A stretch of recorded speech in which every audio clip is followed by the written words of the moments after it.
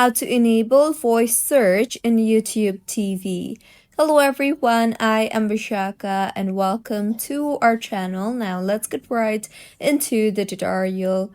Firstly, go ahead and open your TV and then launch the YouTube application on your TV. Further, make sure you are signed in, and if not, then sign in to your account. Now, from the YouTube homepage, tap on the search icon on top and your search history will appear there.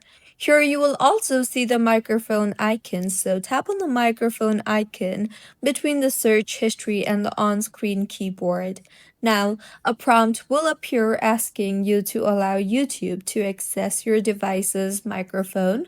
Simply tap on the allow option you see there and the microphone will start recording. You can then voice your command to search YouTube for content. So this was about how you can enable voice search on YouTube on TV. If you find this tutorial helpful, please like the video and do comment if you have any queries.